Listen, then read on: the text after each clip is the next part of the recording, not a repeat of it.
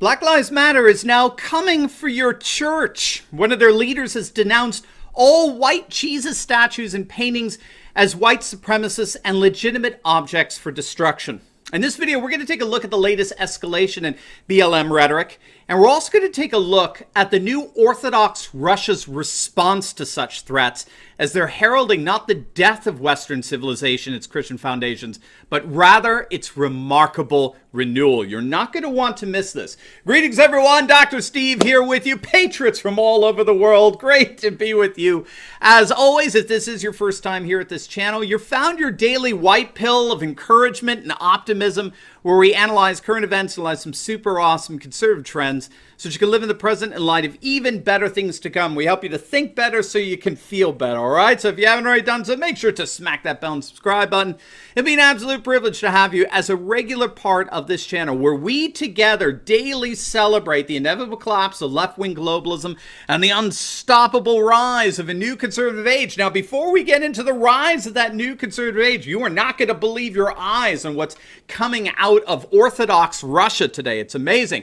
But first, our sponsors over at BioTrust have combined 4 of the world's best immune-supporting powerhouses, along with a mega dose of vitamin C, into their #1 immunity support product, Ageless Body. It's simply amazing.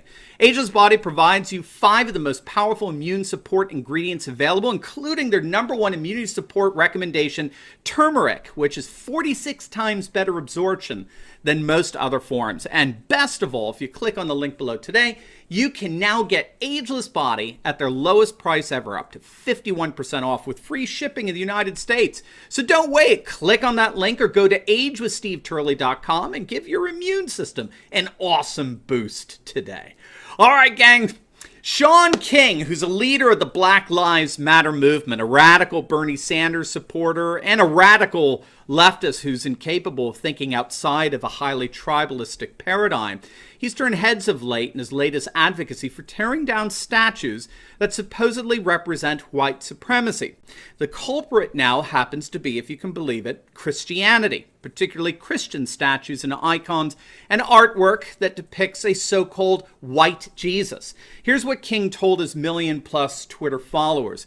Yes, I think the statues of the white European they claim is Jesus should also come down.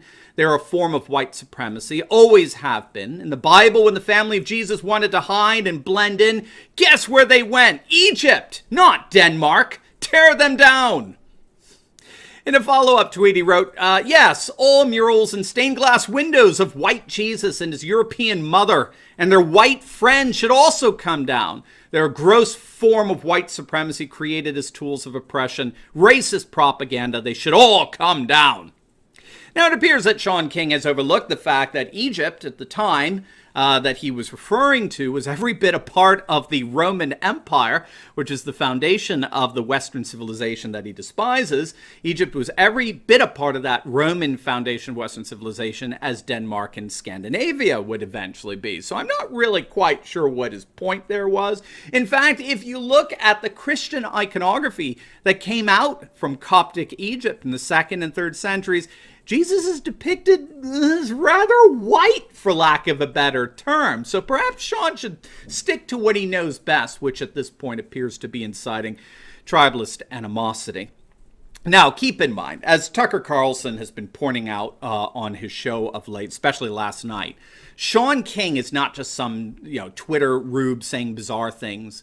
This is one of the major leaders of Black Lives Matter, which is currently enjoying considerable success at tearing down emblems of our history throughout our nation.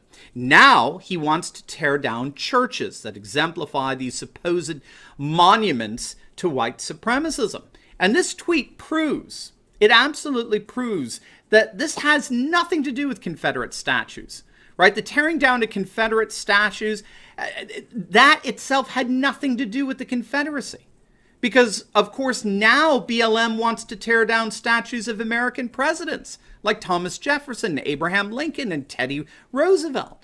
So they started with Confederate statues, and when they won on that one, they went on to the stage and next stage and started just tearing down statues of those presidents and leaders who belong to the Union. What do they have in store for Mount Rushmore, you might think? They're no longer satisfied with merely destroying our political history. Now they want to destroy our religious history. Black Lives Matter now is coming for your church. Now, this is all proof you need to know that Black Lives Matter is not ultimately about challenging systemic racism and supposed white supremacy. Black Lives Matter has indeed declared war on Western civilization itself. Having been denigrated by our cultural Marxist universities over the last few decades, Western civilization is certainly ripe for the takedown. Cultural Marxists have been allowed to run rampant in our universities since the 1960s, and as a result, we've raised a whole generation of people who believe that to be considered educated means that you have to hate Western civilization and denounce it publicly as incurably racist and bigoted and sexist and homophobic and indeed irredeemable. This is what cultural Marxists have wanted to achieve from the very beginning. Don't take my word for it. They've always wanted destruction of Western civilization, and most particularly its Christian foundations. This is precisely what the cultural Marxist George Lukács wrote decades ago as the ultimate goal of cultural Marxism. Lukács wrote, quote, "I saw the revolutionary destruction of society as a one and only solution to the cultural contradictions of the epoch, and such a worldwide overturning of values cannot take place without the annihilation of the old values and the creation of new ones by the revolutionaries," close quote. This is not about race. It's not about racism or systemic racism. This is not even about white supremacism. This is ultimately about the destruction of Western civilization, Western Christian civilization, and its replacement with cultural Marxism. But it's not going to happen. Once again, the cultural Marxists have gone too far. Sure, people are perfectly willing to sympathize and empathize with victims of police brutality and the like, which, by the way, is rather mythical. Just read Heather McDonald's study on how Black Lives Matter perpetuates myths of police brutality against minorities. But nonetheless, when you start going after past presidents and Abraham Lincoln monuments and now church art and like, you're going too far.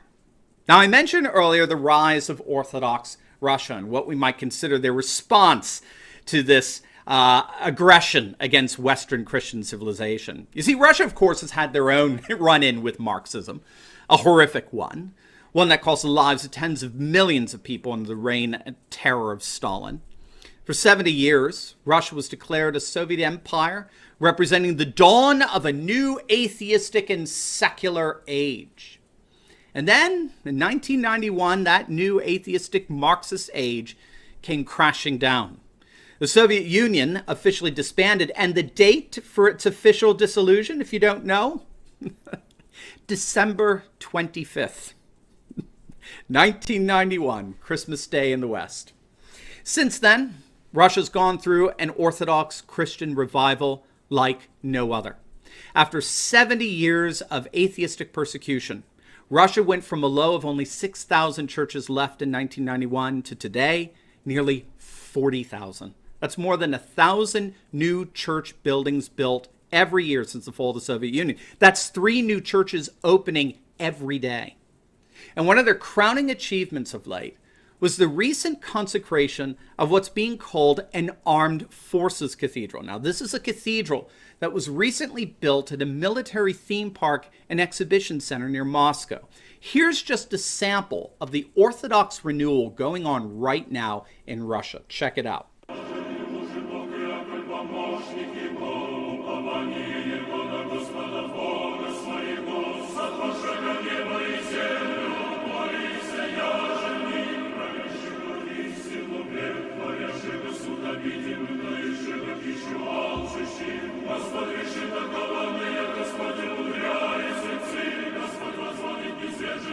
Господь любит праведники, Господь хранит пришельцы силой и нову при.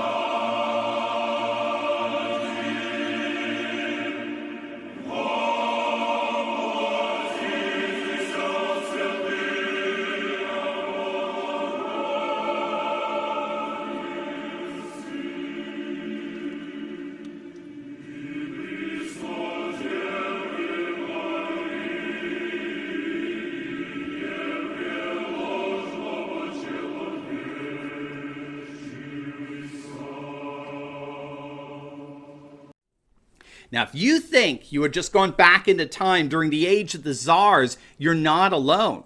That's how the writers over at Zero Hedge felt when reporting on this. They said it was like getting a glimpse of an alien civilization. But there's nothing alien about it.